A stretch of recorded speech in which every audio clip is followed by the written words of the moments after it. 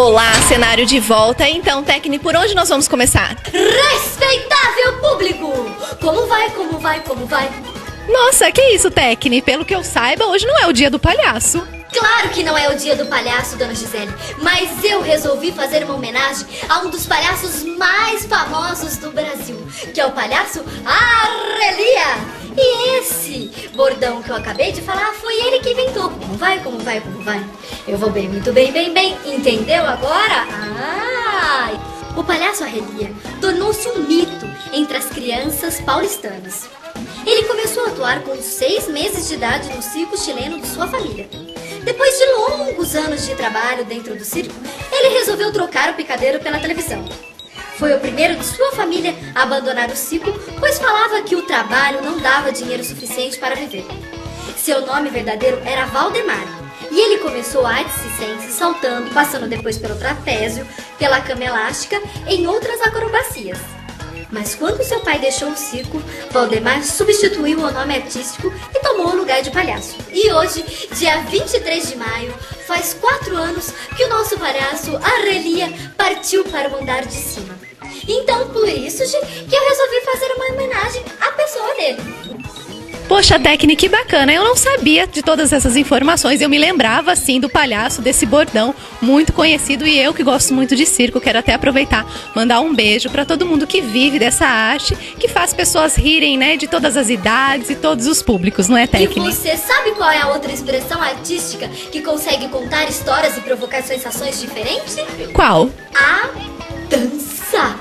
E é isso que nós vamos conferir agora no quadro Cobertura de Espetáculo com a peça A Fada dos Espelhos. E o Lucas vai lá para mostrar tudo pra gente. Vamos então conferir? Muito bacana. Então, cobertura de espetáculos, A Fada dos Espelhos aqui no cenário. Roda aí, seu Pereira.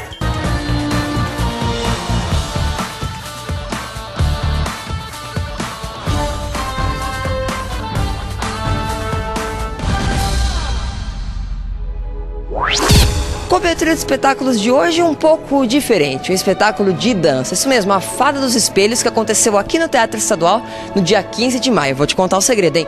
Eu já subi lá pro palco e pelo que eu vi dos ensaios, tá tudo demais. Tem projeção, eles estão, olha, perfeitos. Vale a pena conferir. Fada dos Espelhos pra você.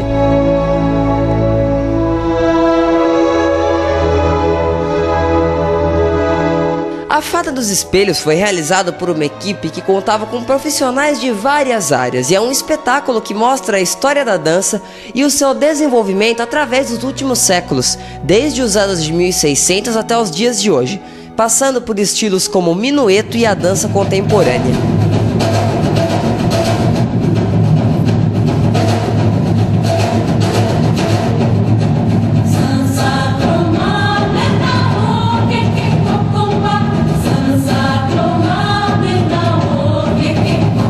Foi a pesquisa histórica para desenvolver um espetáculo como esse? Porque vocês narram a história da dança, né? Foi algo trabalhoso, assim? Foi, Lucas. Na verdade, esse trabalho, ele estreou ano passado no Teatro Municipal de São Paulo. Então foi uma equipe de professores, pesquisadores, que levantaram não só a história da dança, né? Que a história da dança é muito extensa, né? Nós pegamos um período da dança que coincide com o período da dança clássica, que é do balé clássico, que a gente conhece, né? Então essa história começou lá atrás, na época do Palácio de Versalhes, do rei Sol, o rei Luís XIV, né?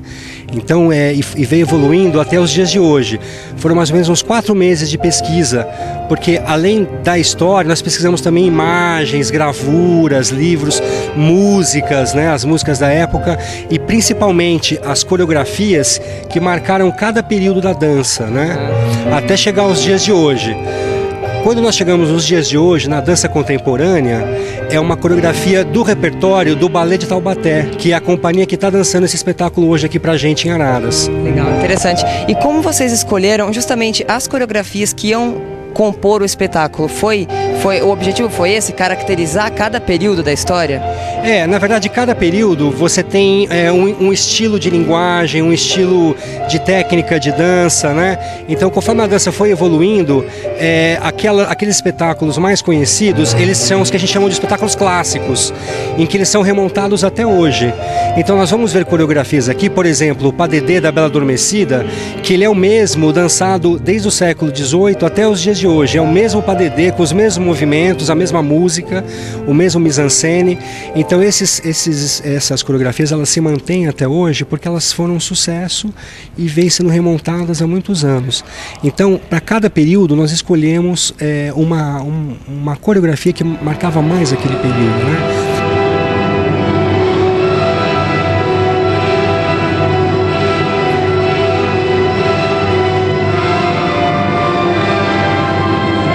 E o espetáculo foi também multimídia, isso mesmo. Uma projeção no fundo do palco ligava os vários tipos de dança exibidos durante a apresentação. No início, a Fada dos Espelhos, Mademoiselle Miroir, se apresenta ao público como aquela que vive em todos os lugares onde a dança existe. Depois disso, acompanha a plateia por toda a trajetória dessa arte. Alexandra, como que é esse lance de usar a projeção num espetáculo de dança? É muito complexo isso? Não é complexo. É uma característica da dança contemporânea até, né? Você usar várias mídias, várias formas de linguagem para você compor uma dança. Esse trabalho, ele é bem didático. Então ele usa a história da dança como elemento para desenvolver o tema, não é? Então nós entramos desde Luís XIV com a imagem que é uma fada, um desenho animado, muito gracioso, e ela vai contando as fases da evolução da dança através do desenho e do balé.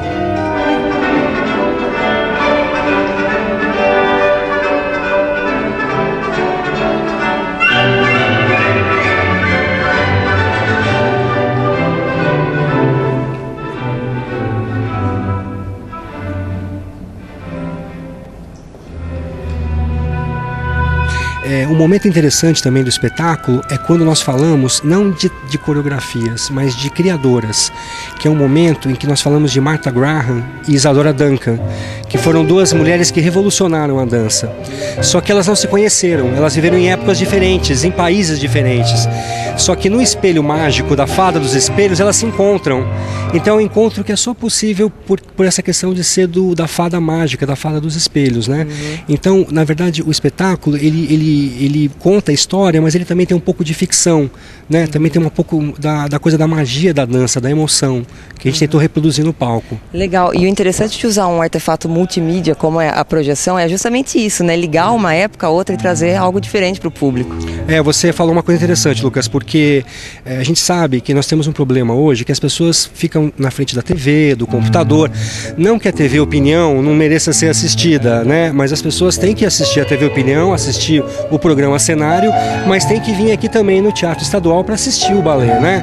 Então o que nós fizemos? Essa é uma forma de tentar atrair um público jovem para a dança.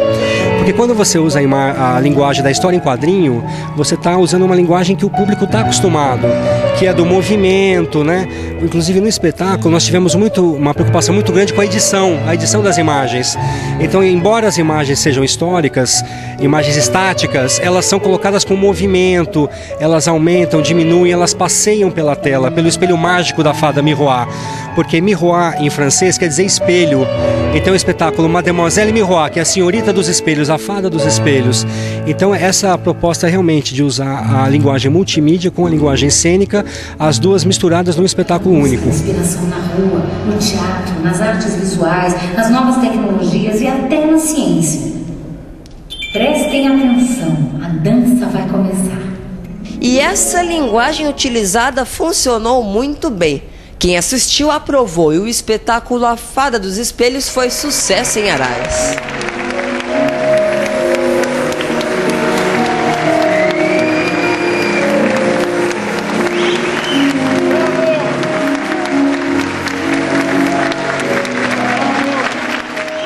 A Fada dos Espelhos, como vocês puderam acompanhar, foi um espetáculo grandioso. Além dos bailarinos, aproximadamente 15 pessoas participaram do processo de construção, montagem do espetáculo. E olha, eu tenho uma dica para te dar. Sempre que você for a algum lugar que tiver algum espelho utilizado por bailarinos, preste atenção. Talvez a Fada dos Espelhos apareça por lá para dar um tchauzinho. Não, tô brincando. Cobertura de espetáculos fica por aqui. Até a próxima.